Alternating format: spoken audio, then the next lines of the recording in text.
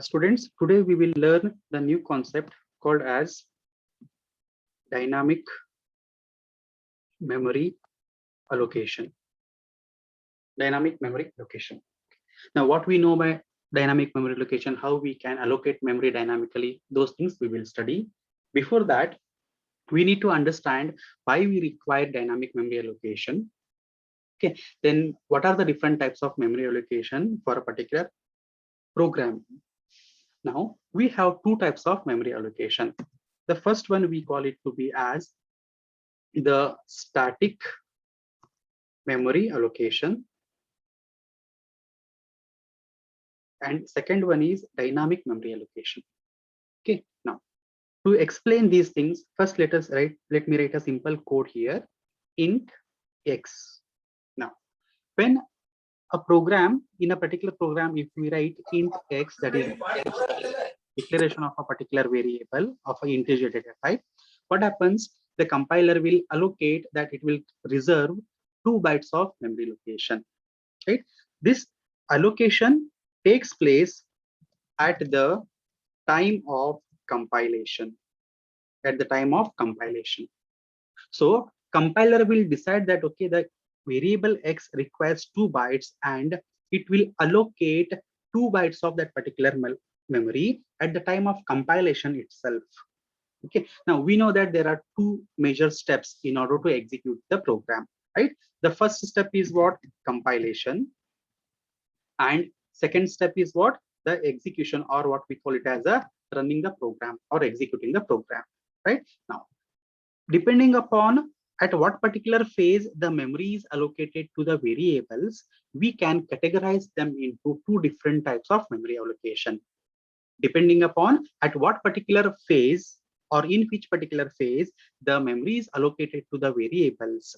Based upon that, we can classify the memory allocation in two types. Okay, the first one we call it to be a static memory allocation, and the second one we call it to be a dynamic memory allocation, right?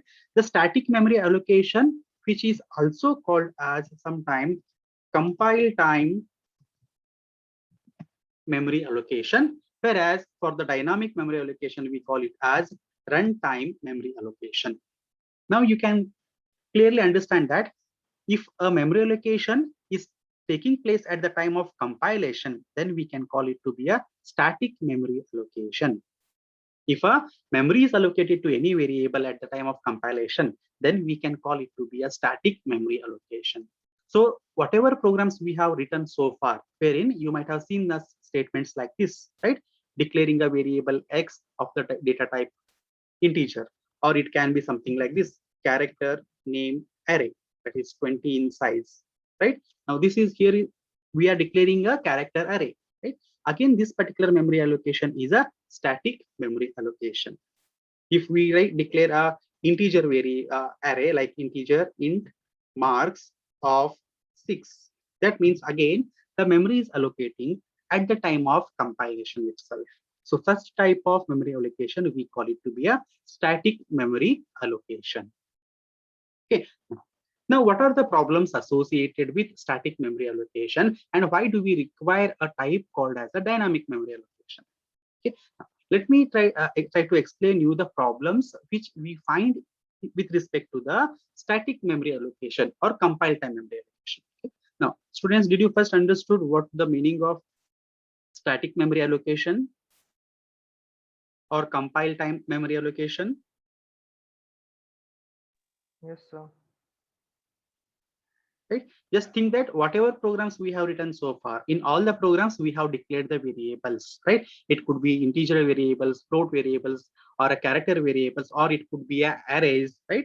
Or it could be a structures. All these memory or for all these data elements, whatever memory is allocated, it happened at the time of the compilation of that particular program. And such type of memory allocation, we call it to be a that is static memory allocation. Now the problems with this is that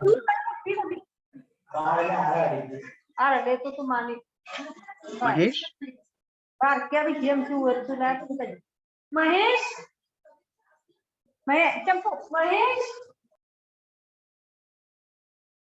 Now we have, let us try to understand the problem associated with static memory allocation. Let us think that, assume that I have an array, say int, let me call the name of the array as a, or let me call it as student.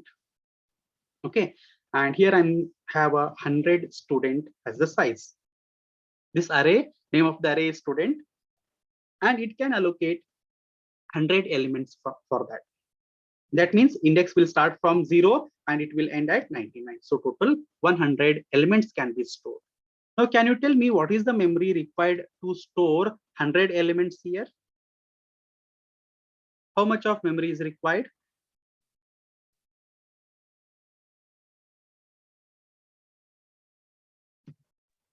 Sir, 200. 200 bytes. We Sir, require 200 bytes. 200 bytes, right? We require 200 bytes. Now, as the memory is getting allocated at the time of compilation, means all these 200 bytes will be preserved. It will be preserved for the student. That means like a student, say student of 0, there will be a 2 bytes of data. Then in the same way, student of 1, there will be a 2 bytes of data. Like that up to the last one, that is student of 99, there will be a 2 byte of data. This particular memory is preserved by the compiler. Okay, let's say what it means is, the preserved means, okay, compiler has said that to the RAM memory that I require 200 bytes, wherein I'm going to store the elements for this student array. Okay, now once the program execution starts, there might be two different possibilities. There might be two different possibilities. The first possibility is that we may require more memory. We may require more memory to store more number of students data, more number of students data. Or the other possibility could be what? We may not require, okay, all those 100 elements, all those 100 student elements, right? We have preserved it to be 100. There can be two possibilities at the time of execution. We may require more than 100 elements to be stored, okay, and we will come to the situation once the program starts execution. Or we have asked 100 for the 100 elements or the 100 student data, but we may not require all 100. We may just require, say, only 50. Then in these two cases, we are going into a type of mistakes. The first thing is that if we require more, we cannot get it. Pretty much simple.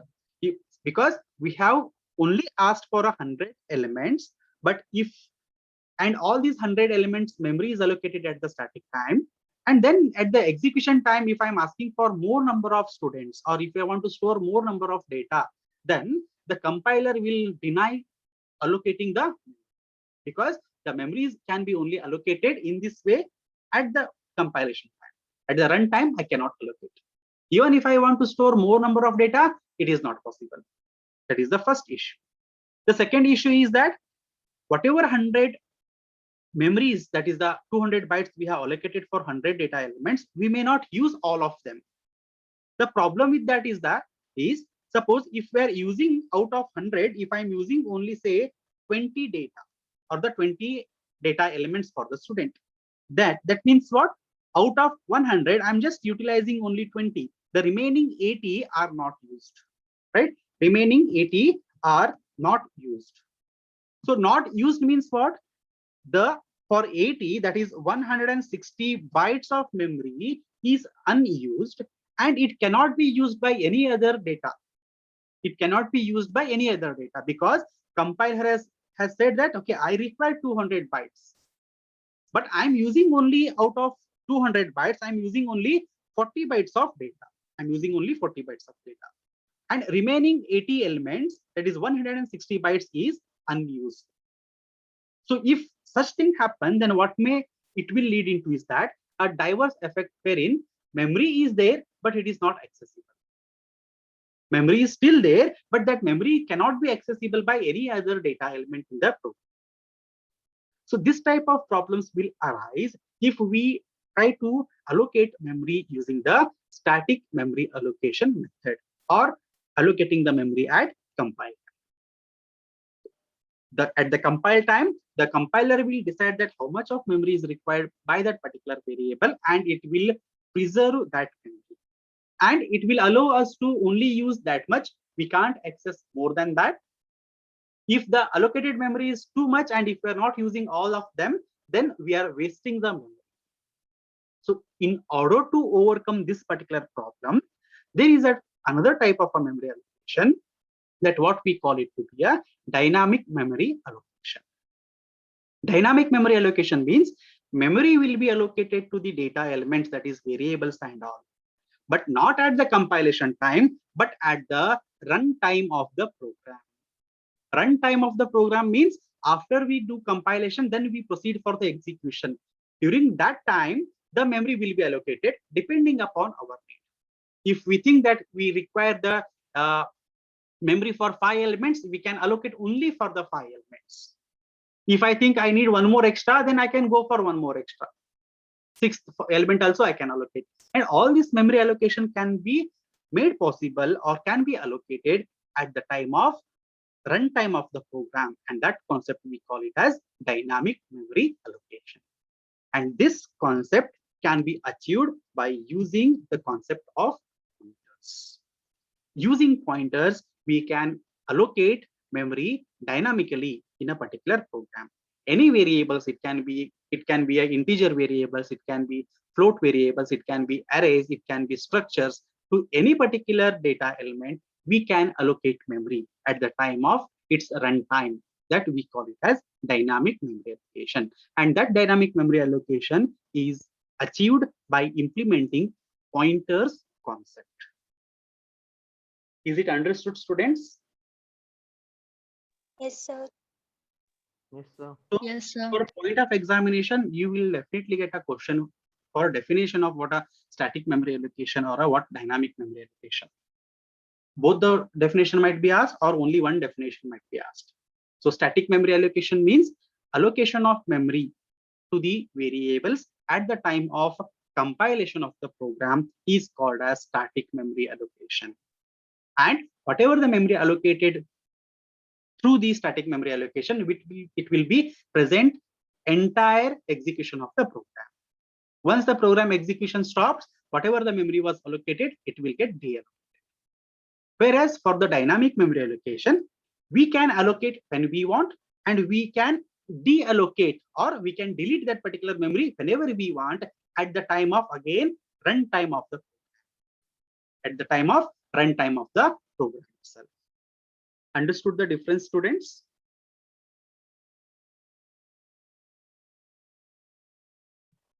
Yes, sir. Yes, sir. Now let us try to understand how the memory can be allocated dynamically to a particular program. Okay. Before that, let me show you a memory layout, how it looks like for a different types of variables. Now, I hope this screen is visible to you. Excel sheet. Yes, sir.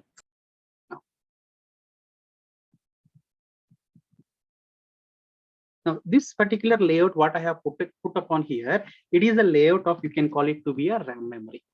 Okay. Full form of RAM is what? Random access memory.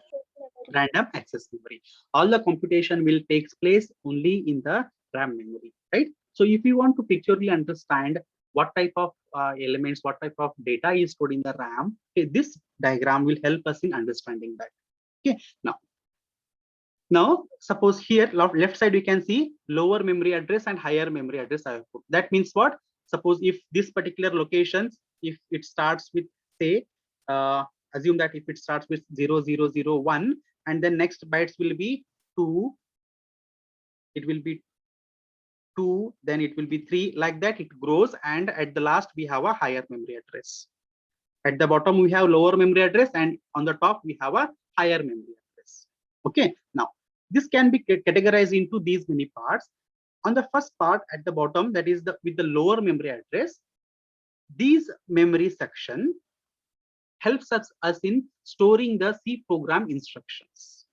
C program instructions means once we compile the code, after compilation, we get a machine code, right? That particular machine code, all those instructions are placed onto this section called as a C programming instructions.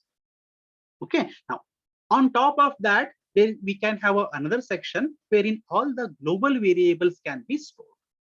All the global variables can be stored.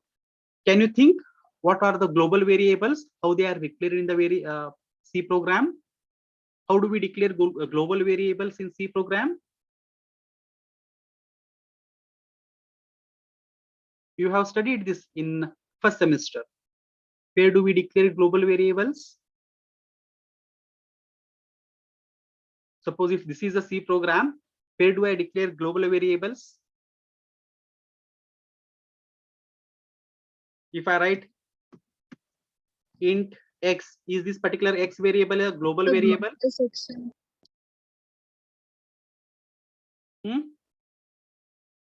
So Tell anyone. global section. Where is that global section? Global variables are declared in global section. But in a program, if you want to declare one particular variable, where do you declare that global section? Sir, inside the function. So below Inside- definition and link section. Yes, below the include statements, that is hash include statements, and above the main function. This region, this particular region, we declare the variable. Suppose if I write int n, then here the n variable is stated as a global variable. Global variable means access to this particular variable n can be given to the main function, also can be given to any other functions if there are. Suppose if we have a function like void fun, a user defined function, and then this n can be used in this particular function also, and it can be used in the main function also. If we have hundreds of functions, then all those hundreds of a function can access these variables. So we call them to be a global variables. And these global variables are declared in the global section, that is outside the functions. Outside the functions. If any C program, if we are declaring a global variables, in such case, all those global variables will take or will be stored in the global variable section, which is just above the C programming instructions. So here, these two are kind of a permanent storage data. It will be available with the entire execution of the programs. Okay, understood these two sections, students?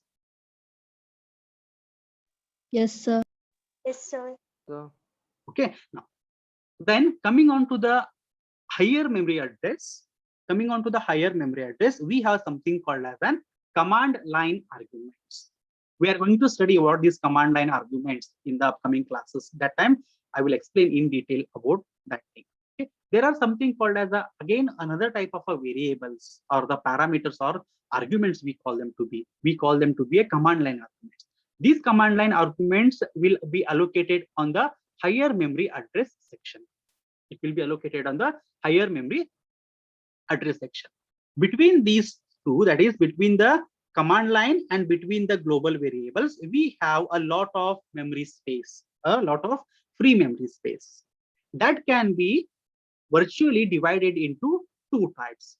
One is the local variables and other is for the dynamic variables. Okay, we have between this global variables, that is above the global variables and below the command line arguments, we get a lot of free memory space. We get a lot of memory space, and virtually we can divide into two different sections. The first section we call it to be actually a stack memory, and the second section we call it to be a heap memory. The first part we call it to be a stack memory, and second section we call it to be a heap. Heap memory is the one which is just above the global variable section. The heap memory is the one which is just above the global variables, and the stack is the one which is below the command line argument section. Okay, now this is the class, the division I have made here. You can see this particular division, right? Between this local and dynamic, there is one particular line. This is just a virtually, I'm telling you, it need not to be at that particular position. It can be anywhere in the this entire block. Okay, let me show you, try to annotate and show you. Now these two parts are over, where we have the we can call it to be a permanent storage area, where we can have a C programming instructions and a global page. And these two are at the lower memory addresses sites. And we have something on the higher memory addresses is called as a command line arguments, called as the command line arguments. So between these, that is between this global and a command line arguments, we get these space, this particular space. Okay, now this division what I have given here, this line, this is just a virtually. It can be present somewhere here also, it can be present below also. Okay, now how we can define or how we can classify it to be a stack and a heap? It is based upon what type of variables are stored. Okay, now just now we talked about two types of the variables, that is two types of memory location. One is static memory location and the second one is dynamic memory location. Whenever a particular program includes the static memory location, that means the variables are declared at a time of compilation. That particular memory will be occupied as part of stack memory. Whenever, if there is a variables, there are certain variables, if they are declared as a compile time, that is static memory allocation, all those variables will get stored into a memory space, which is called as a stack memory space. This stack memory space is just below the higher memory location, that is below the command line. So the stack will grow downwards. The stack will grow downwards. Okay, I will explain this. What is the downwards meaning is there. Okay. The stack will grow downwards. Whereas we have talked about something called as a dynamic memory allocation. Means the memory can be allocated at the execution time. And this execution time, whatever is there, that variables, those variables will occupy in the heap memory, will occupy in the heap. Means from above the global variables from this section, the heap memory will start giving the memory locations. And this heap grows in upward direction. Heap grows in upward direction. Okay. Virtually, we can categorize into two things here. One as the stack, other is the heap. This is just a virtual classification, but it is just a single memory space or a section. Any variables which are declared as part of a static memory allocation will start allocating from the top towards the bottom. It will start from the top and it will go in a below direction. That's why we call it to be it grows in the downward direction. And that particular section we call it to be a static memory. Okay, and if there are certain variables which are declaring as part of the dynamic memory allocation, then it starts accumulating from the lower addresses to the upper, that is higher memory locations. So it is growing upward direction. So that memories we call it to be a heap memory. In simple terms, stack memory is used to allocate static variables, that is static memory allocation variables, whereas heap memory is used to allocate dynamic memory allocated variables. Okay, we can give a different definitions to them. Understood, students? Is this understood? Yes, sir. It is little confusing. It is little confusing because this classification, that is this particular line, what we have making or what the section classification, that stack memory and heap memory, this is just an virtual. Like for an example, let me try to show you, giving you an example.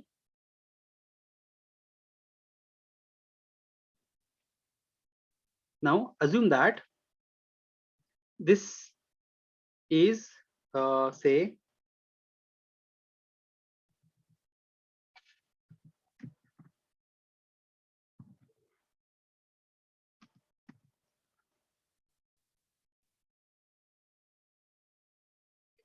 and at the same time let's have somewhere here like 1001, 1002, 1003. Okay, and let it grow in the upward direction. Okay, now the memory is growing in this way. Now this is entire memory block. This is the entire memory block. So this is entire memory block. In that, I have only taken, see, this particular memory block, what I'm showing you, this is this particular region. That is local variables and dynamic variables. That is stack and heap. Okay. Now, that means what? Below this 1001, we have certain memories which are part of global variables. And above this 9,999, we have some more memory locations that is for the command line arguments. Okay. Now, if in a particular program, if there is a variable like int x, int y, now these are the type of static memory allocation. Static memory allocation means the memory will be allocated at the compile time. So this particular memory will be allocated in the stack section. It will be allocated in the stack section. Stack section means in this memory layout, it starts allocating the memory from top to the bottom. From top to the bottom. That is the meaning of grows downwards. So here x will be allocated. Now this x will be allocated over here, 2 bytes. Then y will be allocated here.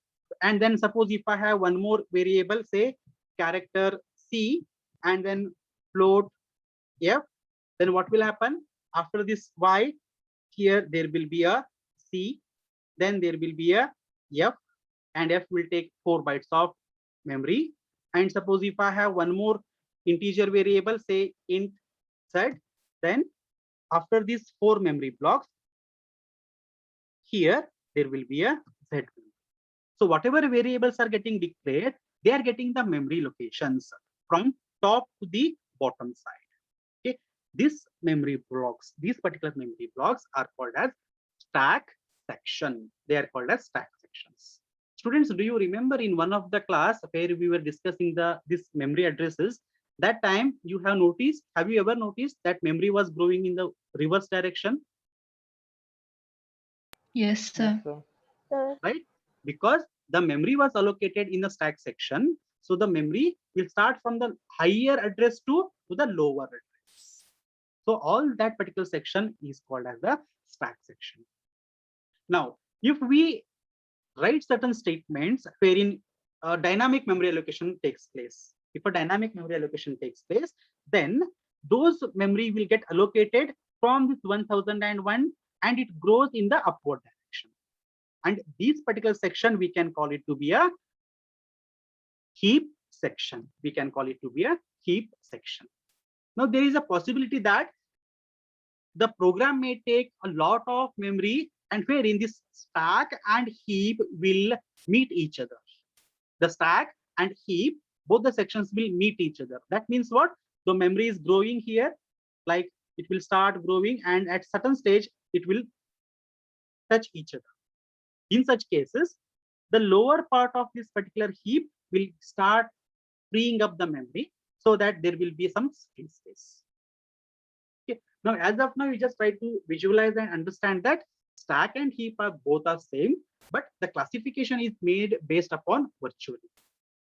The stack section, it grows in the downward direction, and the heap section grows in the upward direction. And both of them meet together. That means if they are clashing it together, then the computer, what it will do, the lower part of the heap, it will start deleting the memories so that there will be free space. And the next, if there are any other variables declaring as part of a dynamic, then they will occupy again from the bottom. Understood, students?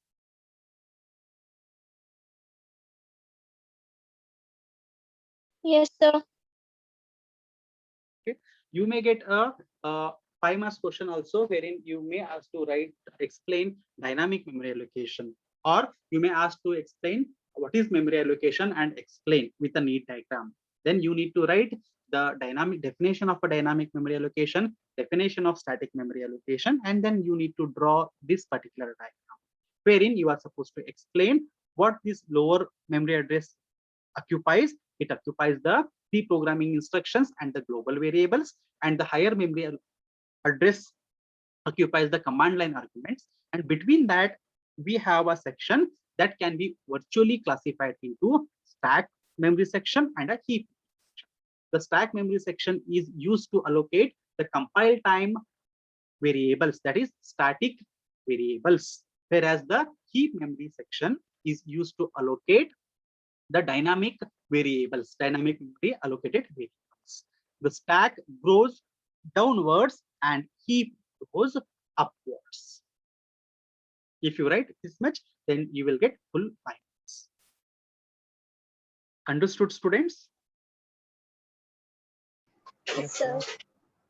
Now, there are different types of user-defined functions which will help us in allocating memory dynamically. Okay, the first particular function is called as malloc, that is memory alloc. Malloc, memory alloc. Second one is calloc, contiguous alloc. The second one is calloc. Third is realloc. Realloc means reallocate the memory. And then we have one more. The last one is free. Free is used to deallocate the memory which was allocated as part of either malloc or calloc or real. We will study in next class in detail how to make use of these inbuilt functions to allocate dynamic memory